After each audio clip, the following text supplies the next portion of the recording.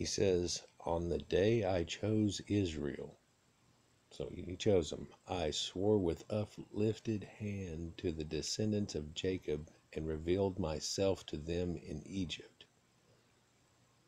Okay, so he swore to them. Jesus swears with an uplifted hand. So he actually does this thing, like Boy Scouts honor, or like when the president, or when you have to swear on the Bible, put your hand on the Bible, put a hand up. Of course, I guess there's no Bible here going on. Who knows? But because he is the Bible, right, or whatever. But he does it with uplifted hand, and so this is the reason everybody uses an uplifted hand, that he swears, swear on the Bible, do whatever, and so on the fact that he's attaching himself back and saying that, I tried to do all this, but whatever. With uplifted hand, he said to them, I am the Lord your God. On that day I swore to them I would bring them out of Egypt into a land that I had searched out for them, a land flowing with milk and honey, the most beautiful of all lands. I'm sorry, hold on a second. So God has to search, because God shouldn't have to search. If he created all this, then he knows where it already is, and he already had a plan. So again, we have this, kind of like the wandering in the desert, and if you follow it on a map, it really looks like somebody who didn't have a plan, like somebody who's lost in the desert. And that's just what we know of their placements. Surely over that amount of time, they went all over the place, and so it's just people wandering in a desert looking for their God. That's what the Arabs and Persians said about it. Okay, Ezekiel 20. Ezekiel is a prophet. A lot of people look at him as being something very much like Moses or Jesus. So he was the guy that tried to straighten everything up. So let's look at this. It's called Rebellious Israel Purged. And here we're in Ezekiel 20. It's a strange story. And it shows you the straying of Israel, or the straying of, actually not Israel, but everybody before. He talks about the whole thing up until his point, which, there's quite a history here once we get to Ezekiel. So let's go on with this and see what it actually says. It says, in the 7th year, in the 5th month, on the 10th day, some of the elders of Israel came to inquire of the Lord, and they sat down in front of me, the prophet Ezekiel. When the word of the Lord came to me, Son of man, speak to the elders of Israel and say to them, this is what the sovereign Lord says. Have you come to inquire of me? As surely as I live, I will not let you inquire of me, declares the sovereign Lord. So he's like, hey, don't be asking nothing of me, bud, after what happened. And here's what happened.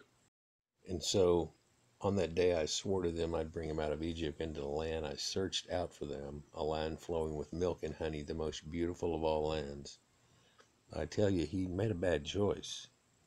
Out of all the lush places that he could put somebody, a sanctuary, someplace that was very Eden-esque, that had a lot of food available, water sources, all kinds of things, this isn't it. I mean, it was it whenever this people were jealous of the people that had the real good stuff going on. That's what this is. This is them really being jealous of the people over there that have the port, that are right there on the trade routes going to Egypt and back and forth. They know they're the ones that are getting rich off of this, and they say, hey man, one of my ancestors slept here one time and thought they saw God, so it's ours. Of course, the idea here is that God you saw was our God. This is our land. You came through our land once. You trespassed on our land. I mean, we didn't kill you or anything, so what went on? Well, I saw what was God, and we've developed this whole religion on it, and we want to take your land. No, you came to our land and saw one of our gods, and surely this was the God of gods, and your parents and everybody were worshiping people. And apparently this is a new revelation to you. Is this when you saw the stairway to heaven that we have here in Babylon and all these things that we have with our religion? Oh, and so you thought to yourself somehow that, hey, this is all going to be yours. Where did you get it was all going to be yours from? Oh, well, my God said that this was all going to be mine. The people wandering in the desert, the gypsies, that somehow the people that don't even know how to build houses and are still living in tents were going to take over the best spot. That's because y'all are traders and everything, and that's some kind of dream you have of trying to get rich and finding the best place to stay. But again, the most beautiful of all lands, this place is turning into a desert. This is going to end up now, for thousands of years, these people have been fighting for a desert. And what ended up turning to shit. I mean, this land is not good anymore. Not good for any type of crops or anything. You'd have to irrigate it. Well, you had to irrigate it in the first place. It's really not the land of milk and honey. It's the land of sand and brown. So the most beautiful of lands has actually turned into a desert now. Of course, coming out of the last ice age, it would have been a fantastic place to live until the floods. And then now it's become a wasteland and all the areas around it. And interestingly, it seems to be that it has done this over and over again, but this time was worse. And it could have something to do with the asteroid impact that set us all off. But I digress. The seas of glass that are created over there and things. So Younger Dryas event. And what really happened in North America. But I digress still. Um, Beautiful lands, though. When we go into the next ice age, maybe it is going to be a great place to live again. Whenever the ice encroaches from north and south, it'll become a much more fertile land again, and it'll resprout again, then that's great. And we could be talking about that time of clock, but you'd think that the Lord would find a perfect place, not something that wasn't a land that would all be fought over for everybody. He'd find one that would be a perfect place, set apart, not trying to put it in the middle of a trade route where they could all make money off of it. But, that just shows you a little bit of the Jewish way there of having their hand in that, and having their hand in a lot of things. So let's continue. And I said to them, each of you, get rid of the vile images you have set your eyes on, and do not defile yourself with the idols of Egypt. I am the Lord your God. Well, hold on a second. So you look up child sacrifice, sadly, in Google, and I hope the FBI doesn't start freaking out on me for all the stuff I'm looking up. But anyhow, I looked this up, and you can see all these images that are around of child sacrifice, like this one is to Baal, and people have now equated it to Saturn. Um, look at my posts on it. Most of these ancient gods, people would sacrifice to people to the thousands. Sometimes you see it in all the old ancient South American deities, and Incas and Mayas and Aztecs, how they would sacrifice. Of course, there are many accounts in the Bible. They're just kind of hidden a little bit in there about all the Baal worship and things that's going on, but also it's not really hidden. It's been twisted around. In fact, there's parts where they make the priests of Baal try to make the fire start by themselves or use of God, and it doesn't work. But then, used to some kind of magic they use or whatever, they can make theirs do it. It involves water too. I don't know, probably straight sodium or something like that caused a spark in a fire. And they thought, wow. And then, so they learned their lesson. Did they keep them alive? No, they killed every single one of them. So that they weren't trying to teach people anything. It didn't seem, because you don't learn nothing if you kill them all. And it's still practiced to this day. Um, and I'm serious about this. But I've got my own little one that I may reluctantly do on child sacrifice, but I may puke first. I'm not sure.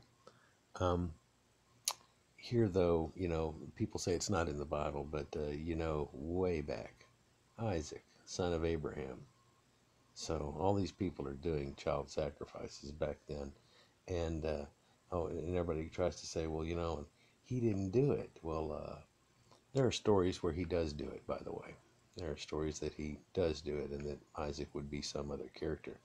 And just a hint for you, God, they just screwed up. So just a hint for you, these pictures you see of gods, and they've got this thing, and everybody says, oh, the gods are giants. No, that's a child sacrifice right there. And this is even ancient Sumerian gods. And I must figure out who these are. But yeah, kind of disgusting that that's there. It sure enough is. And it's everywhere. Um, so, I mean, you can see it through all ancient religions that are over here. And this has actually gone on. Someone caught this picture, and this is going on today. And this Jewish man, child sacrifice. Here's Abraham. You know, they sacrificed their sons and daughters to the idols of Canaan, the idols that we're fixing to talk about, that we've been talking about. So this is nothing new. I know people don't want to see this stuff. People are probably going to start clicking off of it because they don't want to see it. I don't want to see it either, people. I don't want to see it at all either. But you know, look at these practices these people would do, where they would take a child and be all like, hey, and they get them doped up. See, they get them doped up, and then they make them bleed. They cut their artery and bleed them out. And all these people in this ritual, you know, that went on, it's just disgusting. And they equated in their little rituals to the stars and the moon and the angles of things like they do. And, you know, it's just real disgusting.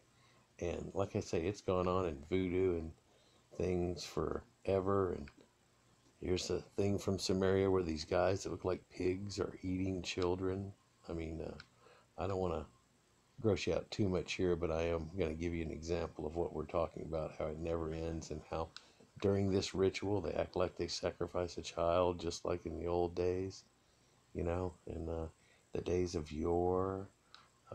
This guy was busted in child sacrifices. They keep saying that that has to do with the church even to this day, but just secretly hidden. Um, it's disgusting. They find remnants of it even just recently and stuff. And it always has to go with this Baal worship type thing. And, you know, they call it Abana, you know. And does that have to do with the goddess Anna and Ab being the father, so you sacrifice your children to Anna? Or, you know, just boom. And people say nowadays that, well, it's nothing new. And nowadays we have child sacrifice that's abortion and stuff. But all these old sacrifices from the old days, you know, and you get things out there. Jews rejected child sacrifice 3,500 years ago. Now it's Hamas' turn. They didn't reject it 3,500 years ago. They were the people embracing it 3,500 years ago. They quit doing it about, 500 BC, but then they started just doing it in secret. And people are saying they still do it to this day. It's amazing. Yeah.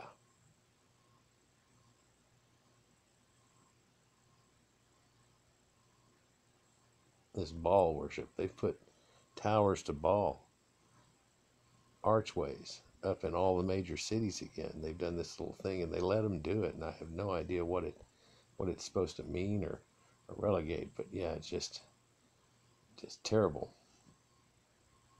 And it's incredible that it's been caught just recently and stuff. I mean, you know, and it's all over the place. They say Uganda has just gone like crazy.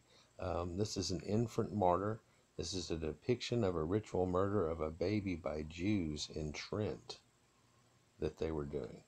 And Jewish people in Trent. Uh-huh. And here's another depiction of another event just like it, done by Jews.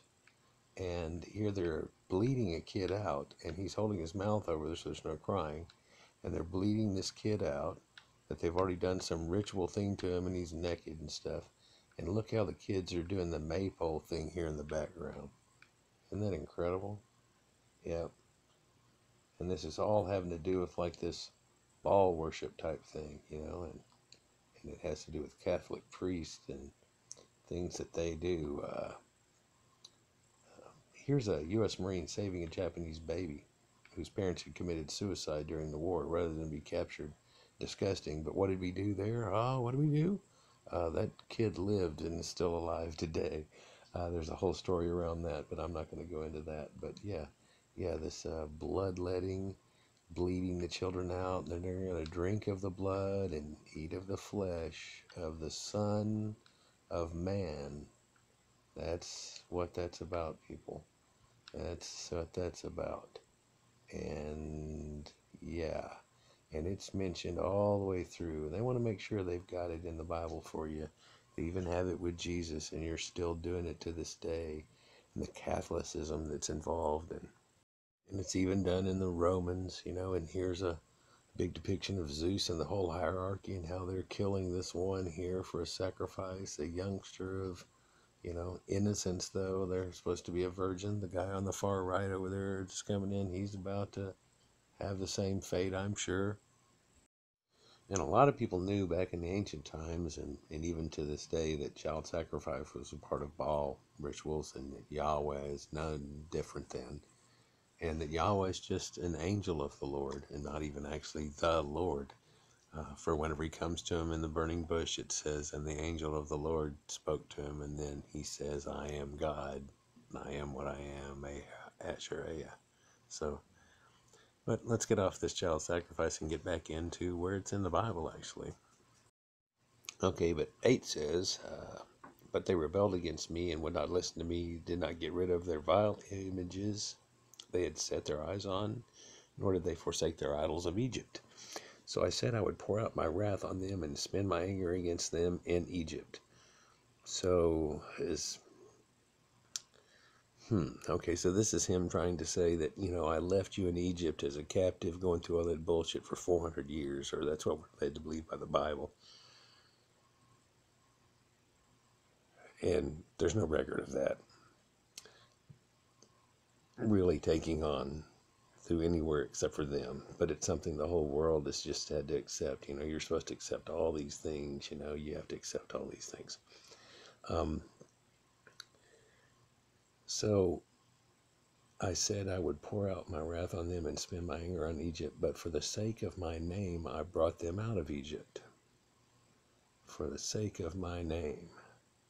Oh, you did it for yourself. For your name. Why?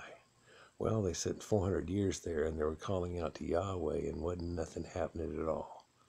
Yeah, they said oppression, and they were like, well, where's your God at? He spent 400 years in there. So he yanked him out of there. Well, what happens? Well, they run around in the desert picking off the ground for another 40 years before he decides to make a visit, and then tell them that nobody's going to make it into the kingdom of heaven that's that group at all, and Moses doesn't even get to go. Really? And this is supposed to be the God of everything, huh? So at 9 here, again, he says, but for the sake of my name, I brought them out of Egypt. I did it to keep my name from being profaned in the eyes of the nations among whom they lived, and whose sight I had revealed myself to the Israelites. So he's saying here that he took them away and had them killing babies in the wilderness so nobody could say anything bad about him. Or you can flip that the other way and say he did it to save his name because he looked bad. One of those two. But he did it to save him, to make him look bad. But then we find that this creature YahWeh tells them to sacrifice their firstborn kids. And I'm so glad this didn't happen because, I love my older brother, and he would have at least been gone in this situation. And then maybe me and my sister too, due to just a process of lots. Every once in a while, every one of these festivals come up and they just draw and kids get killed. And it's really disgusting. But let's continue here. He says, therefore I led them out of Egypt and brought them into the wilderness. So you're going to do all your stuff to them there. I gave them my decrees and made known to them my laws, by which the persons who obey them will live. Yeah, but you spend about this much time telling them what's going to be about people that live, and then you spend about 3.5 pages of all the bad things that's going to happen if they don't obey you. So, if I was one of them, I'd have been like, can I just go back to Egypt? Because, dude, I got to give up my kids. And I also gave them my Sabbaths as a sign between us, so they would know that I, the Lord, made them holy. Well, these Sabbaths, Sabbath. That used to be Saturday, by the way. It wasn't even Sunday. It got changed to Sunday. You can look this up. It's just as simple as hell. It was changed. Their old day was Saturday. And what is Saturday? Well, that's Saturn's day. And here we go again with their actual holy day always has been on Saturday. And they don't like the fact that it was changed to Sunday because now it acts like they're all into sun worship. And of course, it was changed to the sun worship, and the Son of God and all that type stuff. And God's Son, the bright sun that's up there. And of course, God's Son got sacrificed, his only son. So these people are told to sacrifice their kids. And that's the Bible way of looking at it. You look at Kronos and Jupiter, and you find out that, Kronos and Saturn, you find out that Kronos and Saturn are doing the same type of thing and sacrificing their kids, that an ancient Phoenician guy during a time of strife sacrificed his kid, and then the drought ended or whatever, and then everybody just started going ape shit with this idea, and then all of a sudden that guy became a god, and all this comes from it. And then YahWeh stems off of thoughts on being jealous of that, actually. So it doesn't even go back to the original God that started everything, because surely that God wouldn't have put any of this on us. In fact, he's gone and long gone. I have a suspicion that some of these guys just killed him, but it doesn't really matter. This is just an angel of the Lord talking, right? Well, it does matter, because this is what wrote the Bible, and this is an angel talking. And they want you to just accept this stuff, like in Ecclesiastes 12:13, where it says, "Let us hear the conclusion of the whole matter." In other words, get to the end of the whole Bible. Forget all that other stuff out in there. Just here's what you do: fear God and keep His commandments, for this is the whole duty of man. Fear Him of what? He's going to kill my children. I will just walk the other way. What the hell are you talking about? So here at the burning bush, just to show you that it's an angel. Exodus 1:3. In most Bibles, it still has it in there accidentally. The angel of the Lord, Moses and the burning bush, right? It tells you the angel of the Lord came to him. That's the way it starts out, if you'll look. And then he goes on to say that he's God. And whenever he turns into being God, he tells you that I am. But then he tells you, tell them I am has sent me to you. Right? So this is just an angel in the first place. So, this is God speaking to you, but you got to figure out which God is this speaking to you. Is it the one on the left or the one on the right? Who is this? And listen, if it's got anything to do with child sacrifice and death and I don't know, genocide of people and stealing land that was somebody else's just because you had a dream and things like that, it comes across as being the one on the right. And that's it. I don't care what you say. If you were to just step outside yourself for a minute, you'd have to say, yeah, that's got to be the one on the right if they make you sacrifice your baby. Well, firstborn sons are supposed to be sacrificed. It's written right in there. So I'm telling you, that don't look good for YahWeh. So this God's incredible. Showed himself to everybody. And of course, at Moses, it's just the sound of thunder. I'm not going to go there right now, but of course the sound of thunder, Moses, it tells you that that's the sound of thunder, even in the Hebrew Strong.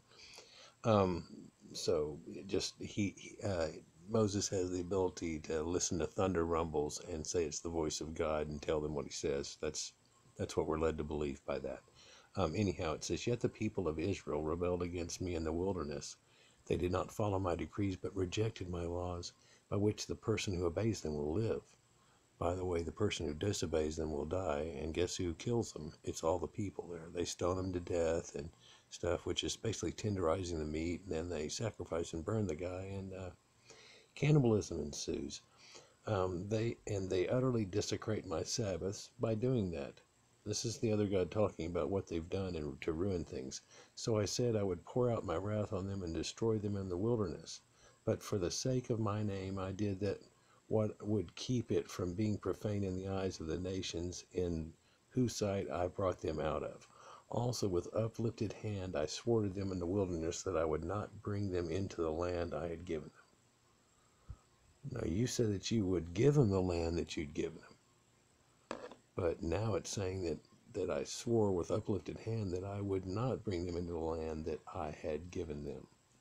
a land flowing with milk and honey, the most beautiful of all lands, because they rejected my laws and did not follow my decrees and desecrated my Sabbaths. Oh, yeah, whenever they ruined it. But they ruined it right there in front of you. I mean, in the Bible, you're led to believe that right before that, that you were worshiping you.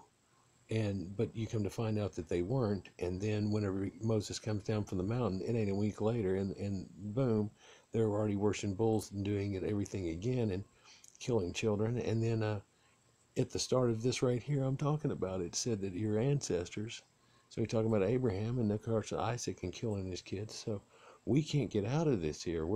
Where is it that they actually are worshiping this guy? Was there a couple of weeks back in 2200 BC or something? I mean, what is, really? So now I'm not keeping count, but I think that's 3 times at least that they've rejected him. Well, wait, okay, that's 3 times now, and then you've got the Abraham thing, and then I'm guessing everybody from Abraham then down to here rejected him, and I'm guessing he's referring to Jacob and them whenever he found the gods of Babylon, where he saw Jacob's letter and did all that. That wouldn't have been it either, because that's the one before this one. So yeah, okay, so let's go on here. So he's rejected their decrees, and yet I looked on them with pity and did not destroy them or put an end to them in the wilderness. Well, hold on, you said your laws were da-da-da, and da-da-da, and he was going to kill you and do all these things, but he didn't do it. Oh, he did. Oh, yeah, he put plagues all on everybody, and whenever they whined, he caused a bunch of brazen serpents and snakes to bite them and kill them. And then, and then he made a snake on a stick that's supposed to emulate Christ somehow. And he put a snake on a stick. So these people are scared of snakes, so he makes them stare at a snake and it heals them. That's just screwed up. But really, that's the Caduceus, and that shows you the Greek thing with the Caduceus still, and how it actually was somewhere in this religion, but they didn't understand it quite, I guess. So now it goes on. Here it is, to say that because they had not obeyed my laws, but rejected my decrees and desecrated my Sabbaths, and their eyes lusted after their parents' idols, so they were doing it too. Nobody was going with this one.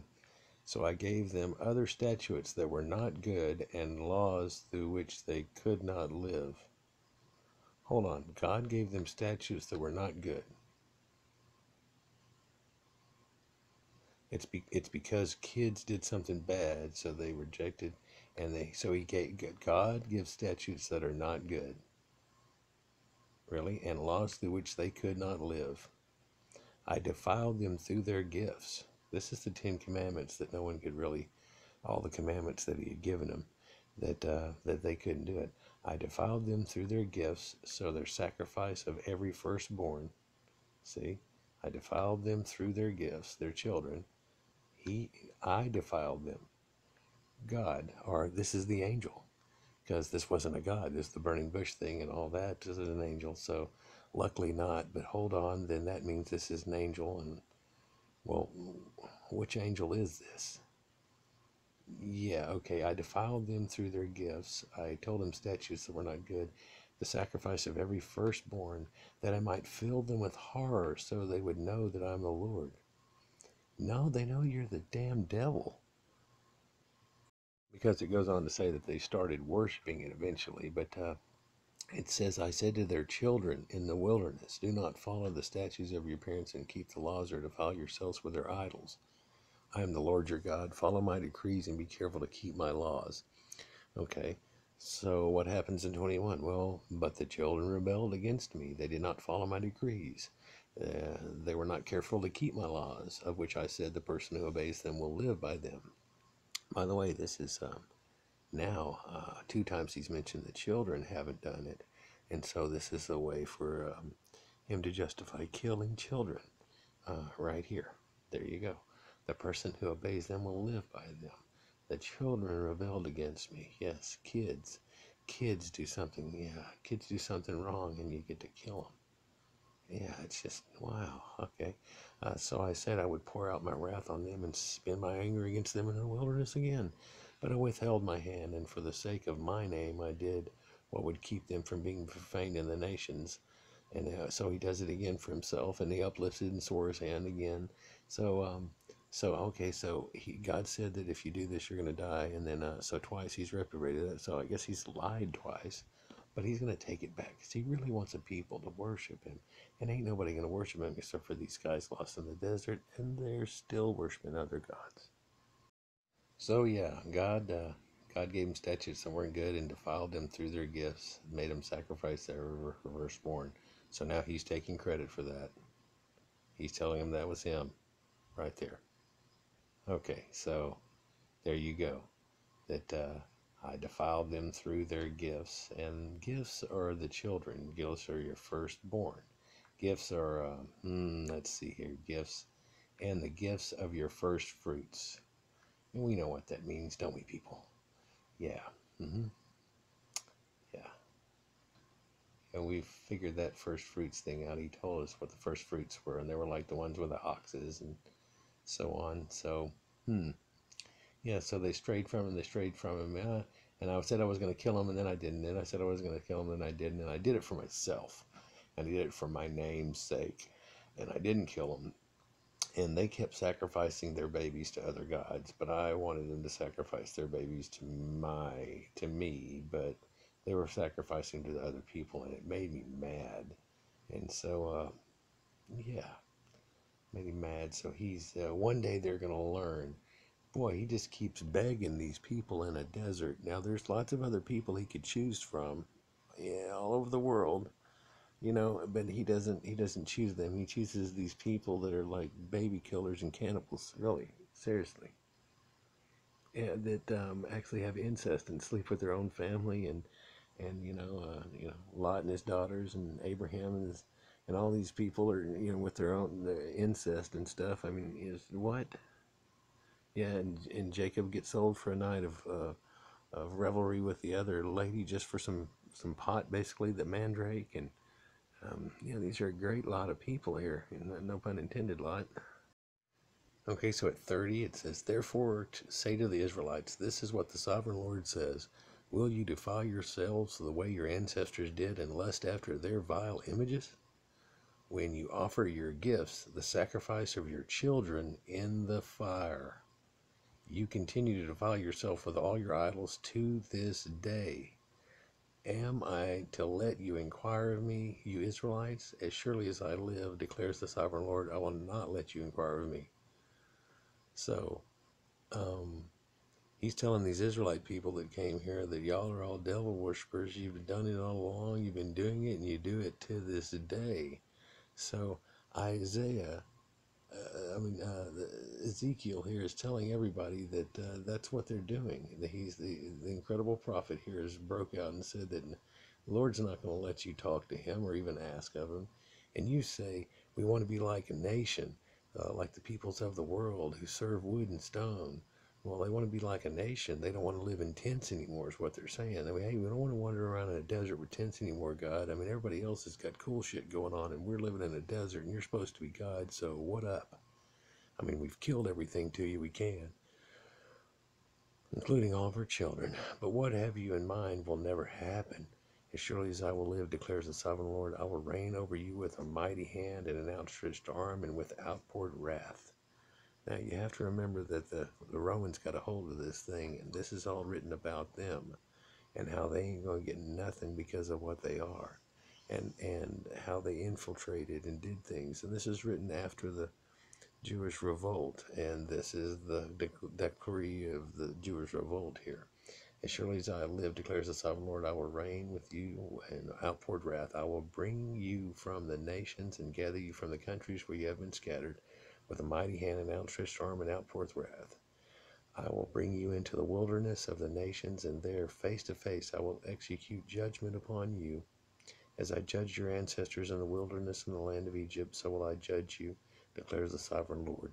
And this is whenever the Jewish revolt happens and what happens to them. And of course, the Jewish revolt is looked at as being Armageddon for them, and how they tried to do the killing of Rome, and everybody knows that it kind of equates to Rome and the seven heads and the seven hills and all that type of thing that goes with it if you want to look into Rome, and that it's already happened, and that was whenever they all got killed off. And by the way, they all get killed off. They say it's passed on by God. Well, who's God? Well, apparently God is of the Romans. I will take note of you as I pass you under my rod, and I'll bring you into the bond of the covenant. When you pass under a rod, that's like the voodoo thing where you have to like limbo, and if you fall down whenever you limbo, they kill you. Yeah, and so this is you being good or not, enough or not. And I tell you, man, that's pretty tough for some people, and just depending on how heavy up top you are, and just all kinds of things can lead that to go wrong. I've got a real bad back. Well, out with the chaff and with the wheat, and they don't want any weakness and everything, so they're just going to kill you off and stuff. Wow, no wonder they weren't doing that. But if they weren't doing that, they were doing the other kill your baby thing. So anyhow, I will purge you of those who revolt and rebel against me.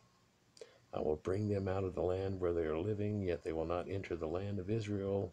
Then you will know I am the Lord God. So that's not going to happen, he says.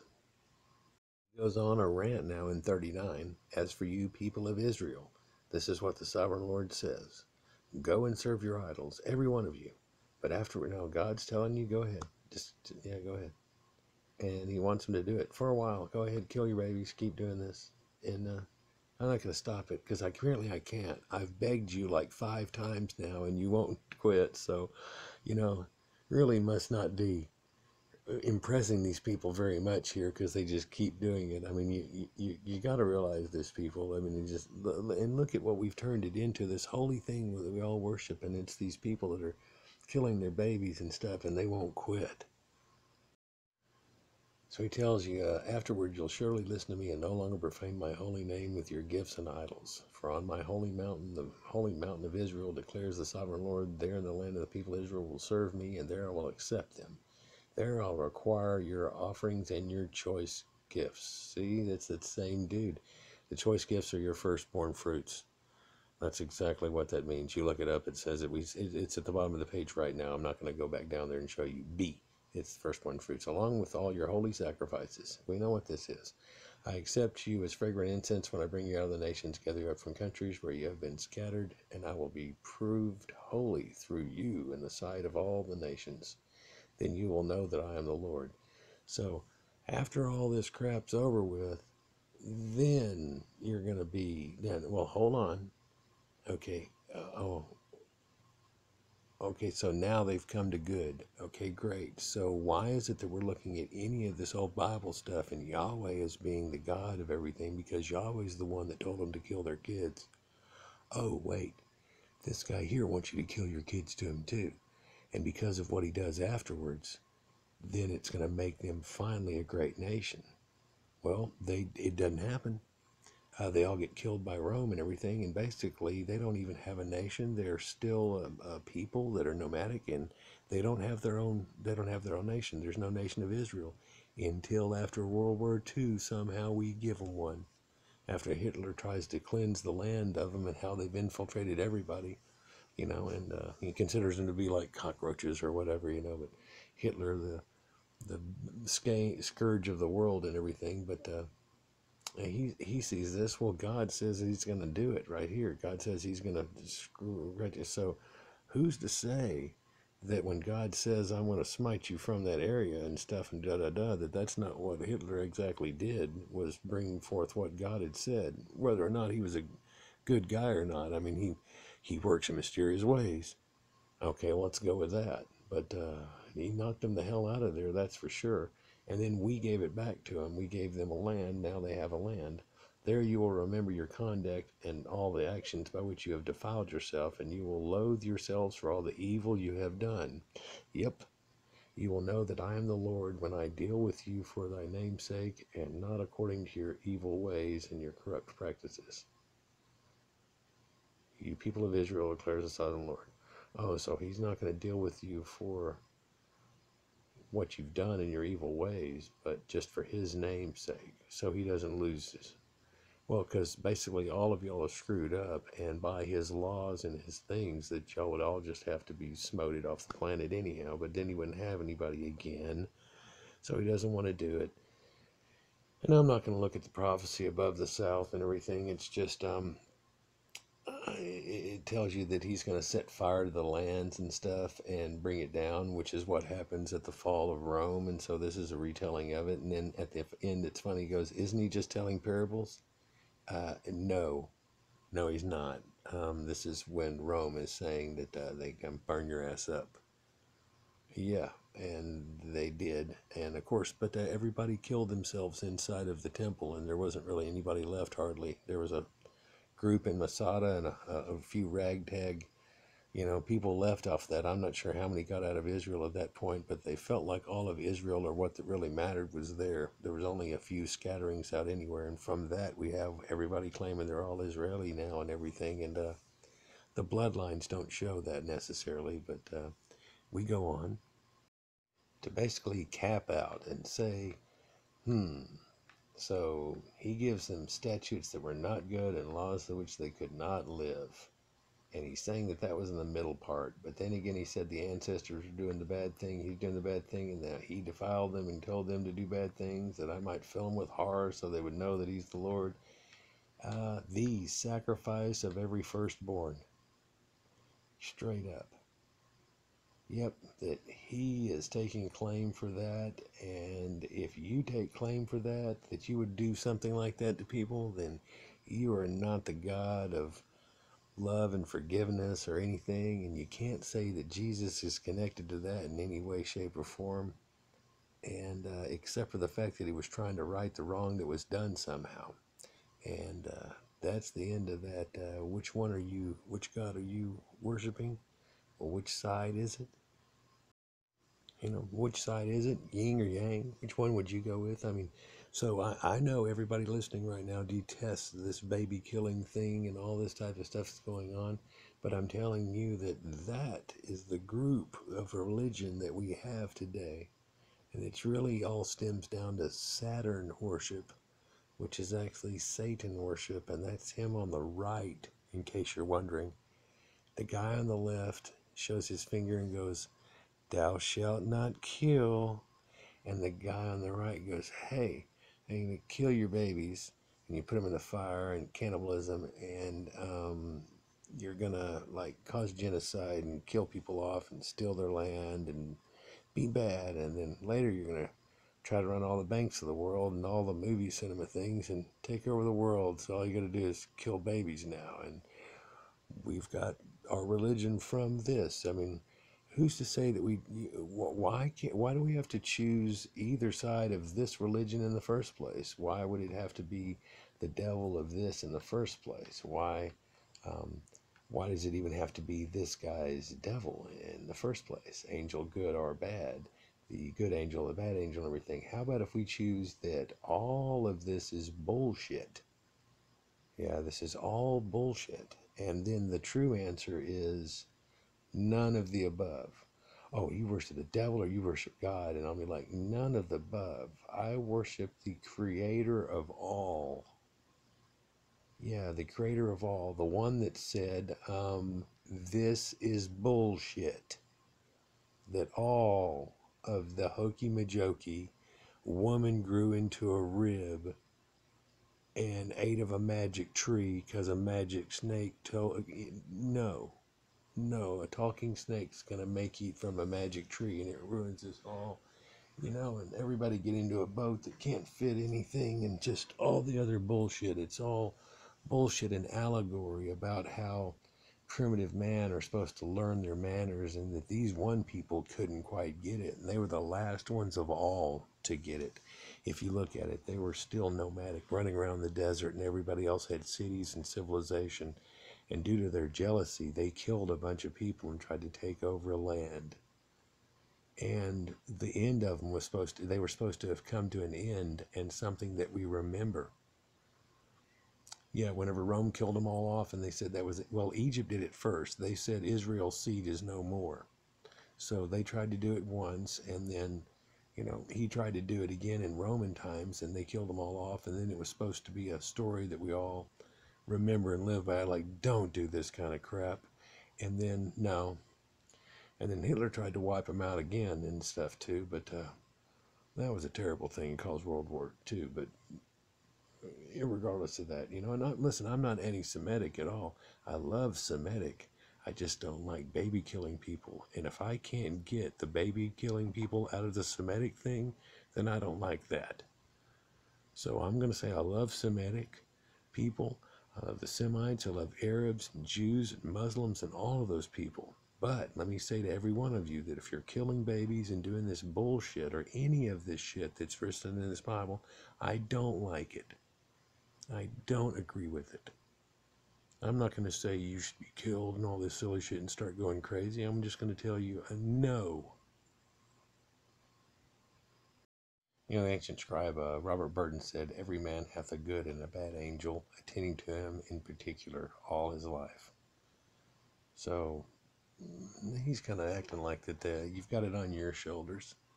And listen, you do have it on your shoulders, and you had it the whole time. It's basically what the allegory's about. I'm just telling you that they're trying to teach you the last of the Greeks were getting it across to people real good, and Romans, and so they took and usurped the last of that and tried to make another big story out of it where it tries to get the allegory. It didn't work real well either. It was supposed to have been a thing on what not to do, and they were all killed off, and then somehow we actually martyred and deified them like we really weren't supposed to. I mean, the book's written out straight to where you shouldn't do that, and then they turned around and did, and then they've been fixing it up ever since. And it's gotten to be a bad habit. So what are habits? Well, habits are, well, ironically, habits are something that the church wears. It's their clothing. They wear habits. Okay, well, what is a habit? Well, habit is a cable we weave, a thread of it each day, and at last we cannot break it. Yeah, we've gotten kind of screwed here and weaved a terrible web here, people, where now we're having trouble breaking this habit. And just like Israel had trouble breaking the habit of baby killing and all the sacrifice, and still to this day, those people associated with that book in their holy lands are having trouble breaking the habit of having a feud for a little piece of land where either a flying horse landed once or somebody was almost going to kill their kid, and so it's a symbol of sacrifice. I mean, that's not acceptable anymore. You got your good, you got your bad, you got your ugly. You can go one way, you can go the other. I think, um, you know, nowadays you'd think that which one of these is a sexier angel, and you'd have a trouble way of saying it, and figuring out which one you'd probably go with. And that's the sadness of it all, I guess, that slowly but surely it's just become this accepted thing. And we all seem to look today and say that we've accepted the fact of, yeah, all this child sacrifice came out, but God stamped that out. And I've shown you here that God's the one that made it happen. God's the one that grew that shit. In fact, he said, "I'm going to stomp it all out so you'll start doing it to me." And look, he's sitting there begging. He's pleading for people to worship him, and they keep going away. Babylon is God's sword of judgment, and the word of the Lord came to me, "Son of man, set your face against Jerusalem and preach against the sanctuary. Prophesy against the land of Israel and say to her, this is what the Lord says, I am against you. I'll draw my sword from its sheath and cut you off from both righteousness and the wicked." From both. The righteous and the wicked. I don't give a damn. I'll cut you all down. Because I'm going to cut off the righteous and the wicked. My sword will be unsheathed against everyone. Okay? Everyone in Jerusalem's area, south to the north, it doesn't matter. All the people will know that I'm the Lord and I draw my sword. And it will not return again to its sheath. In other words, I'm going to keep that shit out and try to keep you down because of what you've done, and you're not worthy of having it here. So he's totally blown you off. You are fucked. People of Israel, he's going to sword you down. This is, I guess, Rome coming down upon you and telling you you're out of here. He tells you, why are you groaning? You should say, because of the news that is coming. And everybody says, oh, that's Christ coming. Well, every heart will melt with fear, and every hand will go limp. Every spirit will become faint, and every leg will be wet with urine. It is coming. I will surely take place, declares the sovereign Lord. He says, I'm gonna make you piss yourself. That's what he's basically saying right here is every leg will be wet with urine. You're gonna piss yourself. You're gonna be so scared with what happens. And I'm sure whenever Rome came and trapped them in and they knew they were all gone, kind of like the Alamo. I mean, I can really relate to it because here in Texas, where I'm from and live, we had the Alamo. And the Alamo, was where they got trapped by people around them and they had no way out. But then they tried to fight their way out and did a pretty decent job. But it became a war cry for the rest of the things, almost a martyrdom to the whole Mexican War and everything that went on. And you can see people how this happening and then Rome killing them all off and going there. Now that's the end of you. How that became a martyrdom, and then all of a sudden we started propping them up. And as we propped them up, most of the countries kept trying to get rid of them for some reason. They kept seeing the problem inherent with these people and their morals and the way they wanted to do things. To the end of, they moved into the German area, and once Hitler became of age and took over, he tried to get rid of them. It's been a problem. You can look at it all the way through the Dark Ages. Their people kept trying to run them out, and they couldn't find a home. And they were supposed to be these people of God. And they even took over their Bible and said, yeah, but we don't want you. Isn't that weird? Isn't that funny and weird? They're like willing to believe in the story, but don't want the people because of what they bring.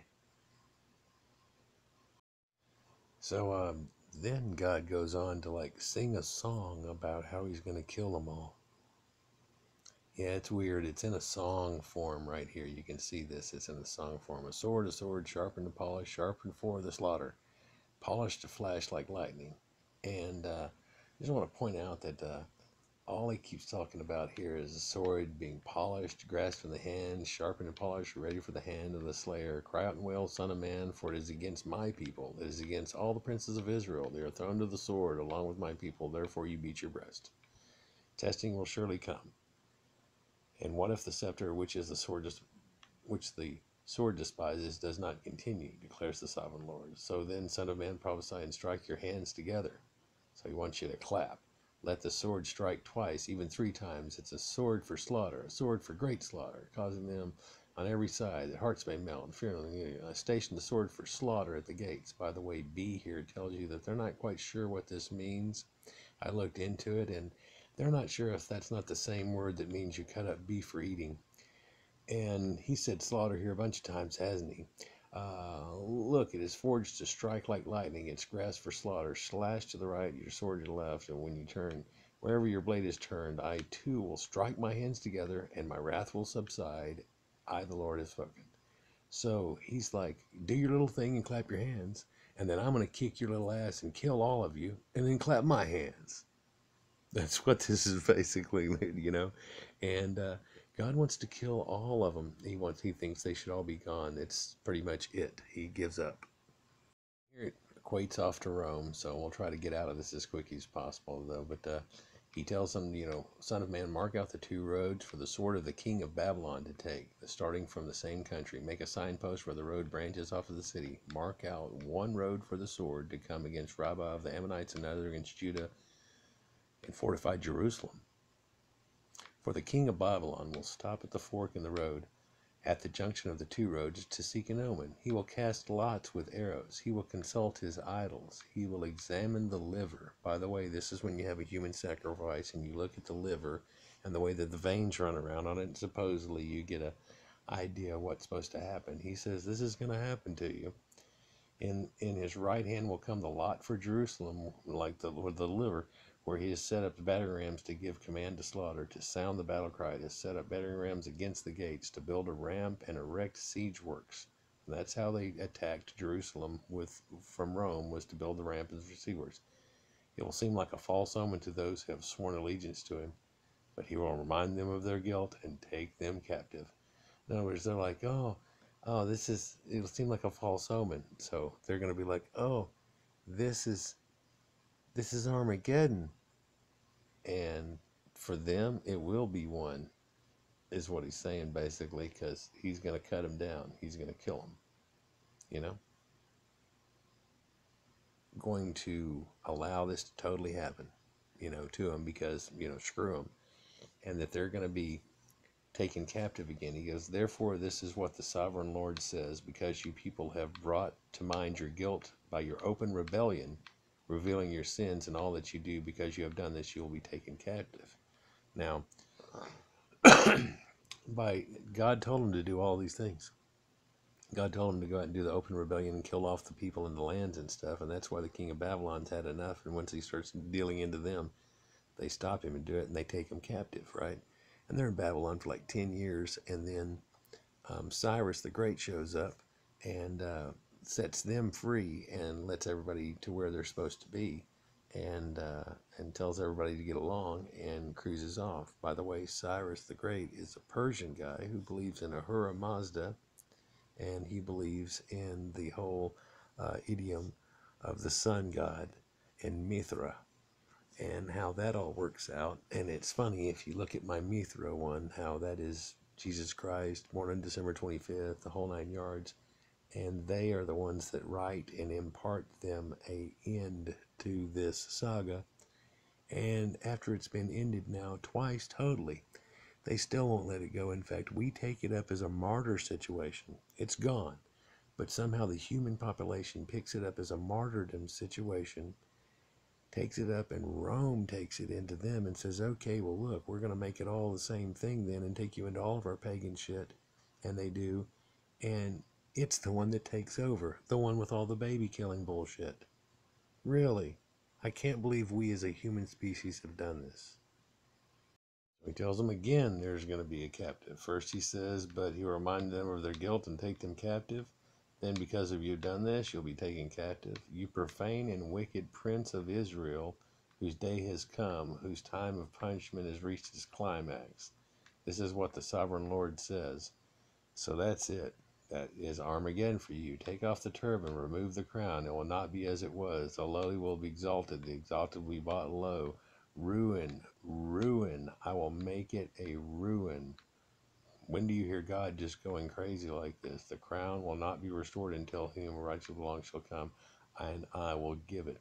Son of man, da, da, da, da. Well, guess who steps in after that? So here we see this is not going to work, and guess who that is? Now, look at this. Is this the guy on the left shoulder or the right shoulder? These people, who have they been worshiping? The guy on the left shoulder or the right shoulder? I'm guessing they've been worshiping the red guy on the right shoulder. Well, okay, then why are we even looking at the book that supposedly is written about them? You should not even just put that out of your mind and go back to what we were doing. Clearly, Greece and Rome and all these people had civilization and intelligence and knowledge and light, and these people had none. They were still living in tents. Yeah, well, here they are stealing a land from people. And then they got taken captive, and luckily they got given back an area, so now they're in there. Now they're in. 10 years of captivity, and they're in. And then it all starts from there, doesn't it? Well, then the Ahura Mazda cult comes in, and then that's what brings about the Jesus thing. Of course, that's 300, 500, 600 BC.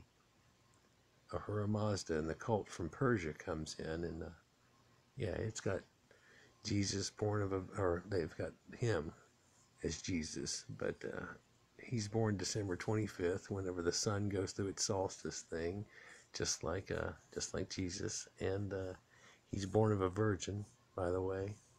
Yeah, and he's got 12 disciples, and the 12 disciples actually in his thing though are the zodiac, and yeah, and that's what it's all related to, by the way.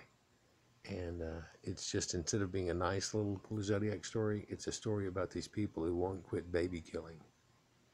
And therefore you have to like pull out of that the idea of who these people were. And this is probably something that the Romans thought we would be reading about now, like, wow, look at these people way back then, and they wiped them out, huh? But that's not what happened, is it? Now all of a sudden everybody's got this worship going on, and we're still allowing this Jewish star of Saturn to run around, and in fact, we've all embraced it. Isn't that just, oh, that's deviant, disgusting, and wicked. That mankind could just sit and fall over and over again. just tripping and falling like a brand new baby.